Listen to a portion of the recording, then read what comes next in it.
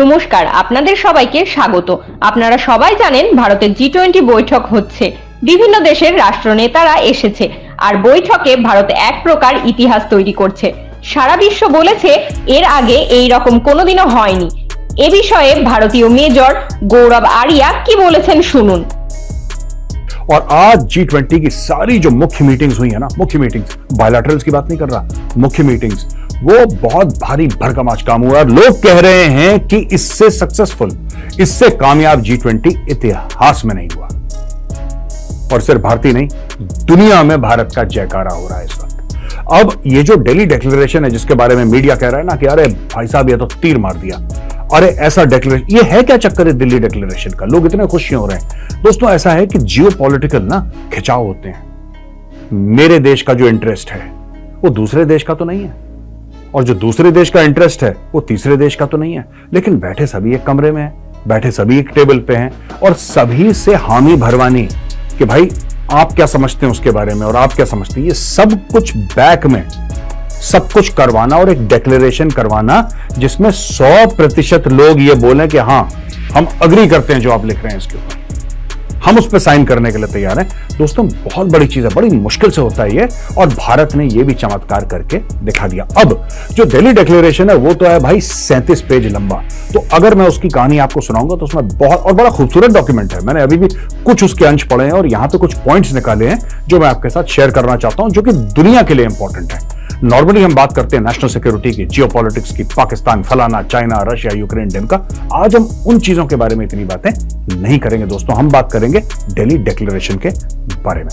तो अब मैं ले चलता हूं आपको कि इसमें मेन मुख्य तौर से कारण क्या है। मैं अपने नोट से रेफर करूंगा, जो रिसर्च हम लोगों ने बनाई है, मेरे साथियों ने बनाई है, और हमने मिलकर ये पॉइंट्स चुने हैं दोस्तों। पहली चीज, 73 outcome, 73 outcomes and 39 annex documents, यानी कि जो एनेक्शर लगते हैं वो documents.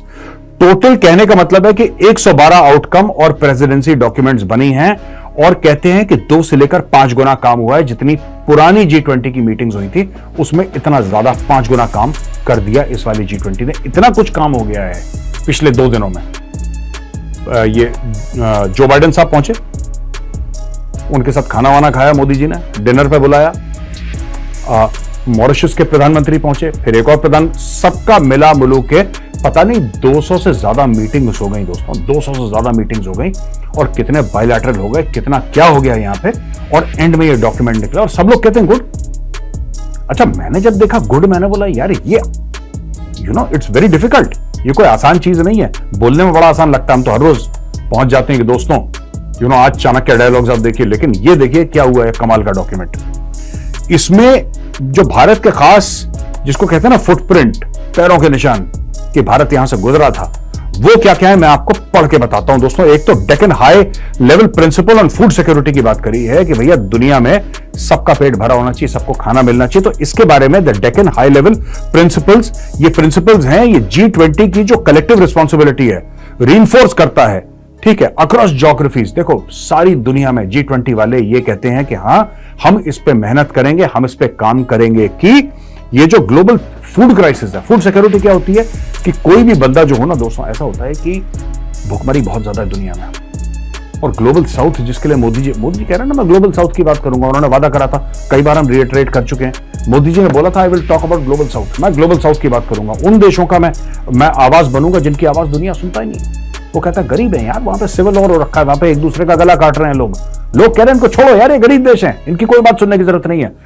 America, Europe, Australia, Canada, है ना, ये सब लोग मिलकर कह रहे हैं कि भाई दुनिया पे हम राज करेंगे, और गरीब वाले को कह रहे हैं ठीक है यार, कल मरता है आज मरे, आज मरता है अभी मरे, हमें क्या लेना देना। मोदी जी ने बोला नहीं, वासुदेव कुटुंबकम, पूरी दुनिया एक परिवार है। आपको जो लाइन के एंड में बंदा खड़ा है ना, जिसकी कोई सुनवाई नहीं है, आपको उसके साथ अपने साथ ले चलना जरूरी, इसलिए आगे भी चल के बताऊंगा। ये पूरा जो मामला है, देखिए जो भारतीय संस्कृति है ना, मैं आपको एक और बड़ी बढ़िया बात बताता हूं, ये पूरा जो मामला करा गया G20 का मोदी जी ने, ये भारतीय विचार, भारतीय संस्कृति और पुरातन काल से जो भारत की मर्यादाएं चलती आ रही हैं, उसके ऊपर पूरा G20 हुआ, और मैं आपको आज प्रूव करके दिखाऊंगा कैसे। ठीक है, मैं क्यों कह रहा हूं ये, आप बोलेंगे साहब 2023 में हजारों साल पुरानी भारतीय संस्कृति, इन दोनों का क्या मेल है, क्या लेना देना है? भाई पूरा लेना देना है, और ये मैं अभी आपको बताऊंगा क्या लेना देना है। ठीक है, ये देखिए फूड सिक्योरिटी की बात करी, बोला कि भैया कोई भूखा ना जाए, मैं भी भूखा ना रहूं, साधु भी ना भूखा जाए। स्कूल में पढ़ा आपने? वही है कि जो मेरे घर आए भिक्षा मांगने के लिए वो भी भूखा ना रहे, मैं भी भूखा ना रहूं। कर दिया इन्होंने। दूसरी चीज बोला है Chennai high level principles for blue ocean economy. इसमें यह बेसिकली बोला गया है कि भाई जो Chennai high level principles of a sustainable and resilient blue ocean economy है, अब देखिए क्या होता है कि समुद्र से कोई तेल निकाल रहा है, मछलियां मार रहे हैं, सी फूड वहीं से आता है समुद्र से ना, और लोग मिनरल वेल्थ के लिए समुद्र को खोद रहे हैं, तो कह रहे हैं सस्टेनेबल होना चाहिए। आप समुद्र का फायदा उठाइए, आप फिशिंग करिए, आप तेल निकालिए, आपको जो करना है करिए, लेकिन भाई इतना मत कर देना कि समुद्र खत्म हो जाए। कई जगह समुद्र के कई ऐसे 100 किलोमीटर है जहां पे कुछ है ही नहीं, क्योंकि लोगों ने इतनी मछलियां मार दी, इतना उसमें डिगिंग कर दी, इतना तेल निकाल दिया, एरिया जहर बन चुका है पूरा। तो बोला नहीं, आपको प्रकृति की इज्जत करनी पड़ेगी, आपको रिस्पेक्ट करनी पड़ेगी प्रकृति की। जैसे पुरातन काल में अभी भी लोग मानते हैं, सनातन धर्म में तो अभी भी मानते हैं, पेड़ पत्तों की पूजा करते हैं, ठीक है, सूर्य की पूजा होती है। इन सब की पूजा क्यों करते हैं? क्योंकि सब सृष्टि है ना। तो सृष्टि की आप जब रिस्पेक्ट नहीं करेंगे, सृष्टि का सम्मान नहीं करेंगे, तो सृष्टि आपका सम्मान नहीं करेगी। आप अगर अपने पैरों तले सोच रहे हैं ना आप सृष्टि को दबा देंगे, कुचल देंगे, ऐसा नहीं होने वाला।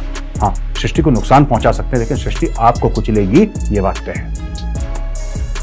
One earth, one family, one future, वासुदेव कुटुंबकम, इसके बारे में भी बात करी है। लेकिन इससे पहले मैं आपको बता दूं, गोवा रोड मैप है टूरिज्म के बारे में, क्योंकि गोवा जाहिर सी बात है बड़ी एक फेमस जगह टूरिज्म को लेके। Gandhinagar implementation road map for land restoration, जो जमीन खराब हो गई उसको दोबारा रिस्टोर करना। Jaipur call for action to enhance MSMEs access to information, जो मीडियम और स्मॉल इंडस्ट्रीज हैं उनको एक्सेस टू इंफॉर्मेशन देना, इसके बारे में भी कार्रवाई। क्योंकि देखिए, अगर कोई छोटा मैन्युफैक्चरर है, स्मॉल स्केल का काम कर रहा है, मीडियम स्केल का काम कर रहा है, अगर उसको जानकारी मिल जाए ना, अगर उसके पास सही समय पे जानकारी मिल जाए, उसका मुनाफा दोगुना हो जाएगा। जानकारी नहीं मिलती, जो एसेंशियल जानकारी है उसके धंधे के लिए, उसके बिजनेस के लिए, उसके बारे में बात करिए। अब one earth, one family, one future, nobody is left behind, ये कैसे प्रूव करा? वासुदेव कुटुंबकम। देखिए सारी चीजें शास्त्रों से ये सब ली गई हैं यहाँ पे, और यही हुआ है G20 में इस बार। वासुदेव कुटुंबकम, ये जो AU है, अफ्रीकन यूनियन, इसके 55 देश हैं, जिसमें एक पूरा जो अफ्रीका का कॉन्टिनेंट है, अब ये आ गया आपके G20 के अंदर, वासुदेव कुटुंबकम। यही बात मोदी जी ने पहले बोली थी। क्या बोला था मोदी जी ने? हम उनकी आवाज बनेंगे जिनकी खुद की कोई आवाज नहीं है, ठीक है, और उनकी आवाज गूंजेगी उन कॉरिडोर्स में, उन गलीचों में, उन गलियों में, उन वर्ल्ड के स्टेज पे, उस बड़े बड़े महलों में इनकी आवाज गूंजेगी जहां पे ये लोग फटकते भी नहीं है।